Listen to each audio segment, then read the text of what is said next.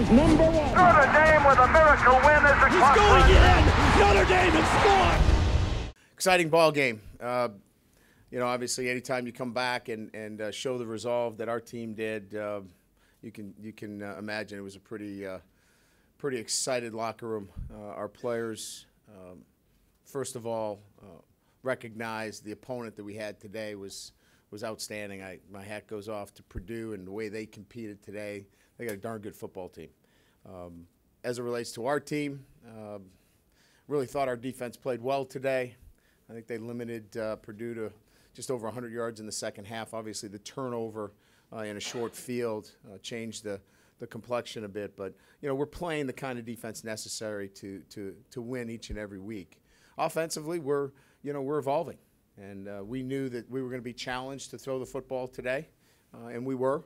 And, again, I think Purdue did a great job of changing things up and giving us multiple looks.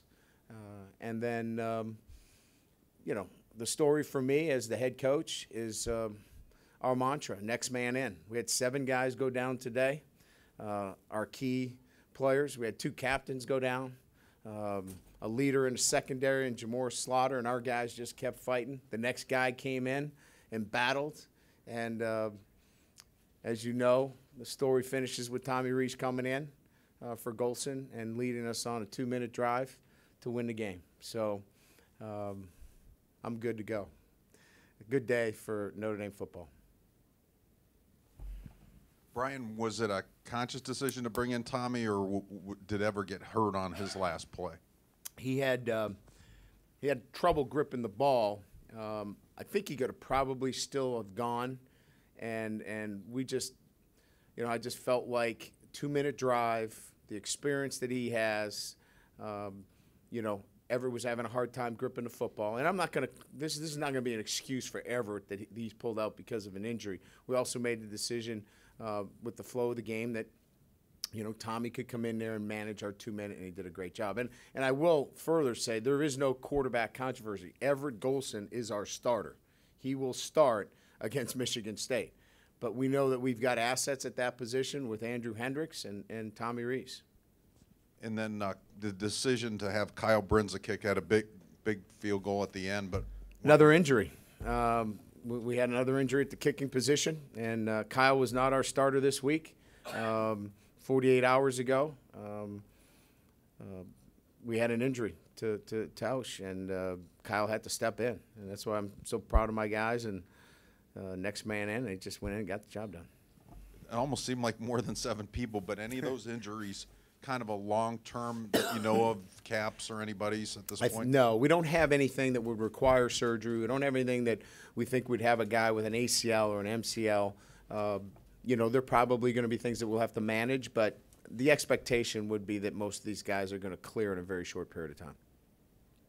Brian, to your right. Yes. You were hoping the crowd would get a little more into it today, make it tougher on opposing teams. It's hard to hear up in the press box what that sounds like. But we did hear them boo your next man in at quarterback. Is that irritating for a head coach to hear that? You know, I'm so focused on what we're doing that I don't have time to deal with, you know, who's yelling my name, because they yell my name a lot too. I don't know if you knew that. And it usually doesn't end with a good adjective. So we're so focused on the game and calling the game.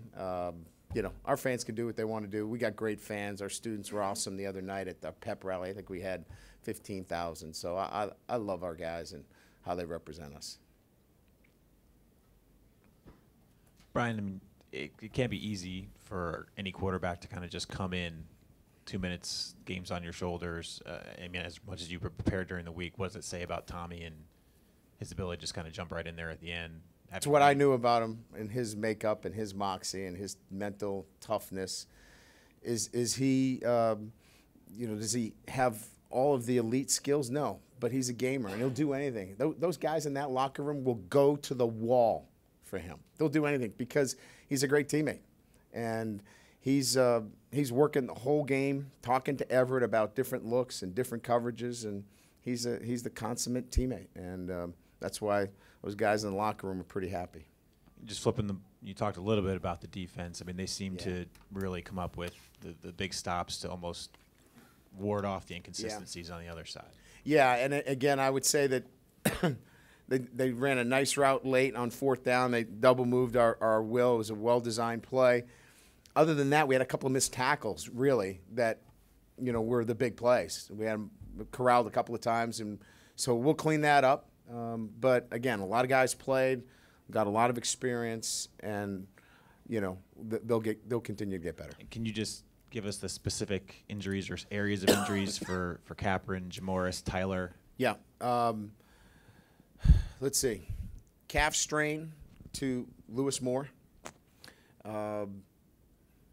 Let's see. We had calf strain. We had shoulder to Slaughter. We had a slight concussion to Eifert. We had ankle sprain to Daniels. Ishak had an elbow. We had a groin strain on Tausch. That's all I really can kind of remember. Sheldon Day dehydration. Brian, here to your right. After the performance last week of George Atkinson, he didn't get a whole lot of touches today. Was that by design, or what happened in that situation? Well, let's see. At halftime, we had 16 rushes for 18 yards. We were 13 for 16 for 197. Purdue made up their mind that they were going to have a loaded box today. That was it. You're not going to run the football. We're going to make it so difficult. So we had to manage it by throwing the football. And, again, George, very gifted, but Theo is a little bit better at the, that receiver position, that slot position. So he got a little bit more work than George today because of the way they decided to play the game. Right here. You also moved Dan Fox to outside linebacker, Carlo to inside. When did that decision? When was that made, and what prompted just the shifts there? No, I won't get into when it was made, other than that, we wanted Ben to see the game first from the sideline. We wanted him to see it. He had not seen the game in a manner against Navy because it was a different game plan.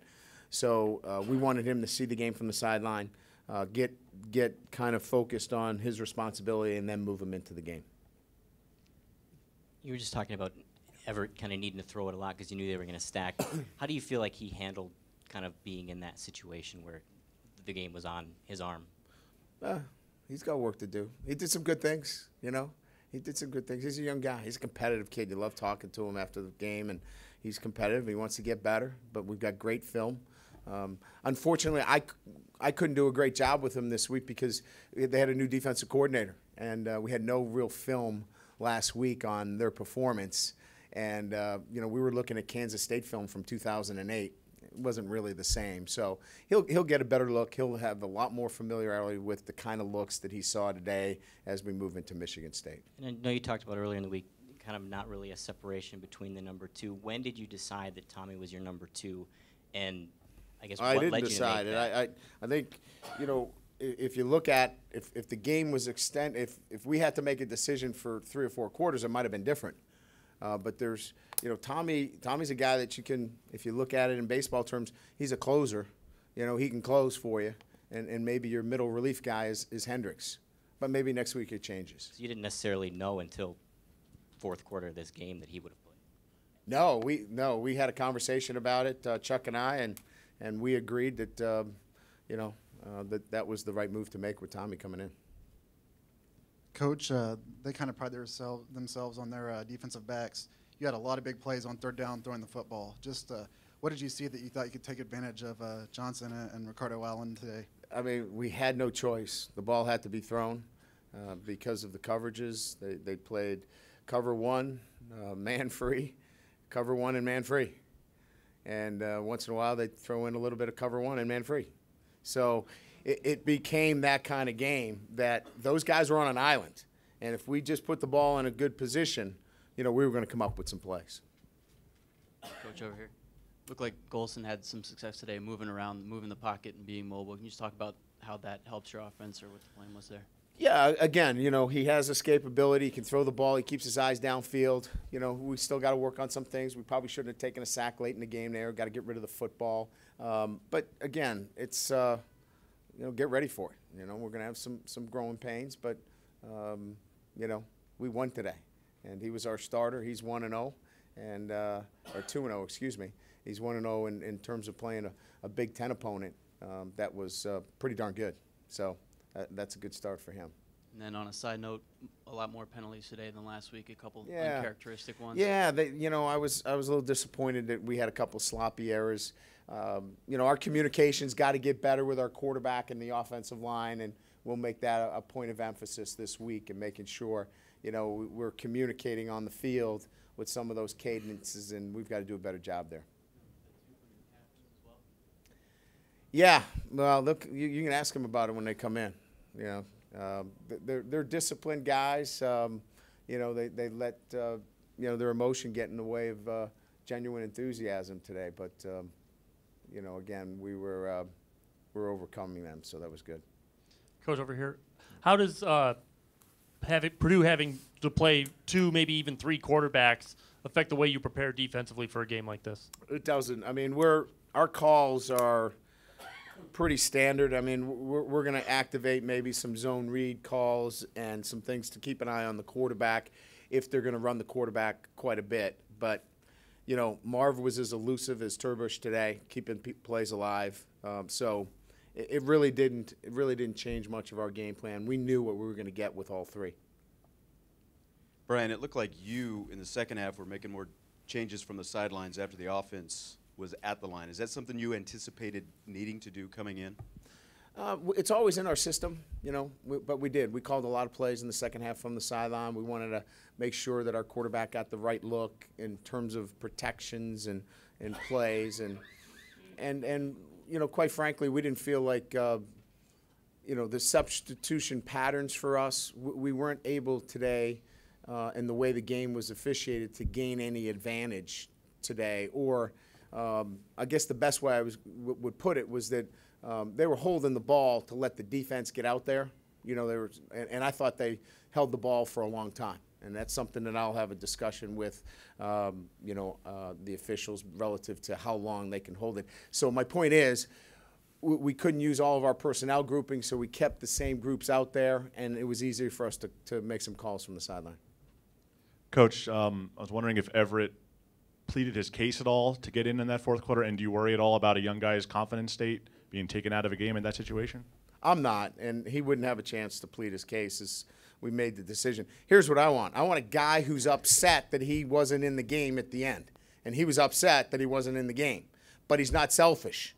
He understands that we support whoever goes in the game. Just like Tommy and Andrew supported Everett, it's his turn now to support his teammates, and that's the way we roll. If you don't support each other, then you won't be part of what we do, and that's what we expect from him, and that's what we got. Brian, looked like you had a little conversation with Bennett right at the end of the game. What did you tell him after? What would you tell him? What are you, nuts? Get down. The game's over. Here's a young guy who hasn't been in that situation. He's been coached to do it. He got away from himself a little bit, but he's got to get down. That's silly. He knows that. All right, we're gonna